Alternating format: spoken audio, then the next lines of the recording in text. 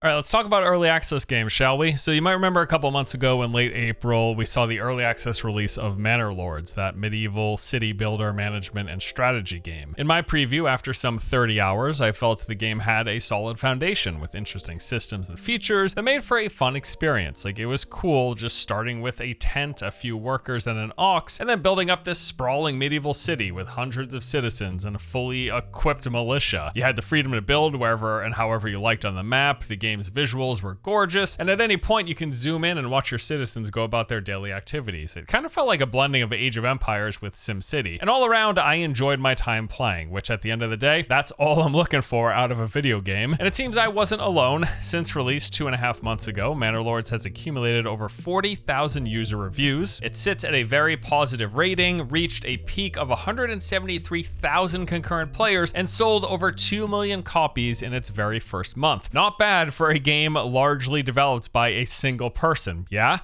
You would think so anyway, but according to one CEO, the founder of Hinterland, who are the creators of The Long Dark, another successful indie title, he says that Manor Lords is a, quote, interesting case study in the pitfalls of early access. Boy, can you imagine selling 2 million copies of your game with over 40,000 very positive reviews and having your game called a case study in the pitfalls of early access? Well, all right, let's hear him out. Let's find out why this is the case, yeah? So the initial post published on the LinkedIn page of Hinterland's CEO, Raphael von Lierop, he said the following: Manor Lords is a pretty interesting case study in the pitfalls of early access development when a game with a small team and heavily marketed as such hits the reality of a hungry audience. He then prefaced saying that he owns the game, he played it extensively, he thinks it's high quality, generally loves it, but he also thinks there isn't enough of the game. He then said it launched with a pretty strong base game, but without much content. A heavily system-centric game needs either a range of maps, game modes, or some amount of proc-gen dynamism to keep it fresh. Manor Lords has none of those things. So once you played through 5 to 10 rounds of the game, there's nothing more to do. The fixed maps and resourcing simplicity means there are not many different permutations of the early game because the starting conditions are almost always the same. This is not great for an RTS/city builder. Now, on many of those points, he isn't wrong. While the game is quality and I really enjoyed it, I also agree that there's not a ton of replay value after the first couple playthroughs, for some of the reasons he mentions here. In fact, on my very second run, I felt that I was pretty much done with the game for the time being. I had my fun, I was happy to put it down. But that then raises the question, is it okay to have a game that you're just done with after a few runs, after you play some 30 or 40 hours?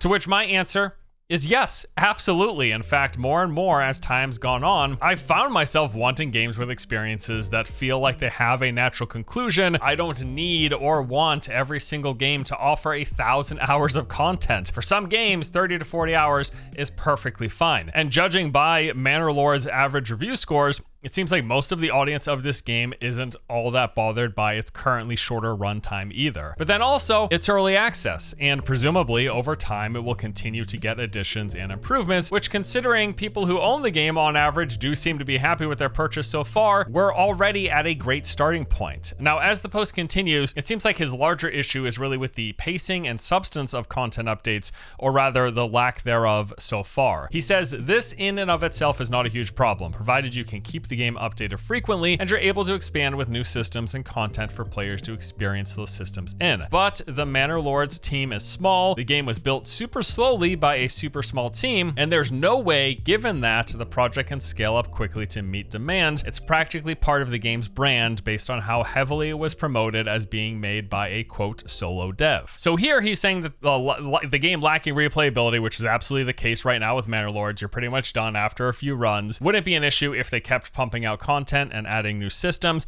but they haven't. And then he goes on to add, as a result of the lack of updates, the CCUs have plummeted since launch, which isn't that unusual. It's the current trend for a lot of early access titles that blow up these days. But given the huge number of wish list and the hype around it leading up to launch, this is something the developer and publisher should have been better prepared for, IMO. Yeah, and this is really where the post kind of starts going off the rails for me. First of all, I think this seems unfair, but also incorrect. To pin the drop in concurrent players on the game's slow update cadence, also to attribute a big drop in concurrent players as being an issue that is at all specific to, quote, a lot of early access titles, that's not really true either. This happens to just about every single game, early access or not, regardless of popularity or update cadence. This is very normal. Unless you are like one of the exceedingly lucky few games, almost no game ever sees continuous post-launch growth. That's like lightning in a bottle levels of rarity. Games like Fortnite or Minecraft or World of Warcraft from 04 to 2010, or Counter-Strike and few others can really claim concurrent player growth months or years after release. We are talking 1% of games. That's actually way too high. We're probably talking about 0.1% of games or lower actually get anywhere like that. Just look at a majority of the games that come to Steam, the place that we can actually track these numbers, and you're going to see the exact same trend. You're going to see concurrent player counts peaking at or around launch within that first week, and then dropping 80 to 90% in the following months. This is true for even many of the most popular, biggest, highest selling games out there. This trend of up and then way down in a couple months, that is the baseline. That is normal. So yes, I think it is both unfair and untrue to say that Manor Lords in particular, that their CCUs dropped substantially because they weren't releasing updates fast enough. In an alternate timeline where the game got content updates every single week, odds are 99% sure that the graph of concurrent players would look pretty much nearly identical. Sure, like maybe they'd be averaging like 15 to 20,000 concurrent peak players instead of the 10,000 that they currently are, but it's very unlikely to have made like a substantial difference. Could it happen? Could Manor Lords have grown from 173,000 peak concurrent players and be at 500,000 concurrent today if they just kept adding content faster? Yeah, like it's within the realm of multi-universe possibilities that could potentially, possibly happen. It's just extremely unlikely. Although I'm not sure he's actually implying that, growing from the peak all the way to continuous peaks as it goes on. I'm really just expanding on the conversation about concurrent players dropping post-release as if this is some abnormality or the fault of an unprepared developer. And without question, I would say that part of his perspective on this topic comes from his own experience with The Long Dark. That has been one of those rare and lucky few games to see continuous post-launch growth with a steady upward trending of average players over the past 9 years, although it is still worth pointing out that even with that being the case, their peak happened 7 years ago in 2017 when they officially released 1.0, and that peak was 14,000 players. It then dropped down, but they have seen continuous growth. It's like super survivor bias, right? He continues in his post saying that early access is a marathon, and when you launch, you need to have your next major content expansion pretty much in the queue. The game has been out for 2.5 months, and there have been 3 fairly small patches with no new features or content. As such, I've put the game aside and don't expect to look at it again for another 6 months, at which point I'll probably be focused on playing something else. It's really hard to get people's attention back once you've lost it. And then he wraps up by saying, if you're about to launch a highly anticipated game on early access, have a clear content plan for the first 3 months of post-launch development. You need to release 2 to 3 major updates with new content and features, in addition to whatever hotfixes you need to roll out within that time frame to keep people engaged and confident that the game will continue to evolve. I want to make a few points here.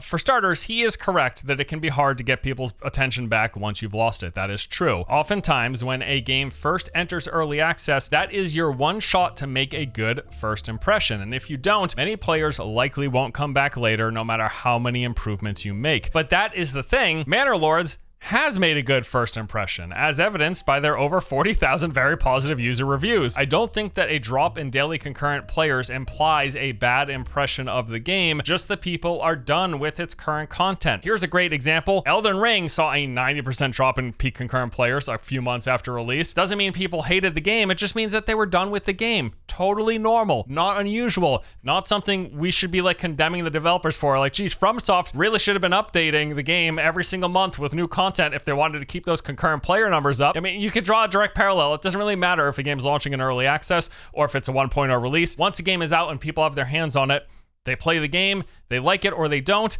and they eventually leave if it's not a live service game or MMO, although people even leave those, surprise, surprise. And as mentioned earlier, I think that is all totally okay. I don't need or want a game to last forever, and this would be an entirely different conversation if Manor Lords saw a 95% drop in players, but then also had a mixed or negative review score. That would be a different story, but that's not what we're dealing with here. And this is exactly the sort of situation where I think that this game does have a great chance at continued future success. And this applies to all early access games, games that launch in a similar position. If your game comes out, people play it, and then they review that they like it, and then they eventually stop playing it, that's a totally perfectly fine situation. Any game like this has a chance of seeing players return in the future in this situation. Now, while his headline comment of Manor Lords being an interesting case study in the pitfalls of early access development comes off as a bit much and disingenuous, I don't think his ultimate suggestion is even a bad one. That being his final paragraph, where he said that if you're launching a game into early access, it would be good to have a strong content plan for the first few months. And to this, yes, I absolutely agree. Any game release, whether it's early access or not,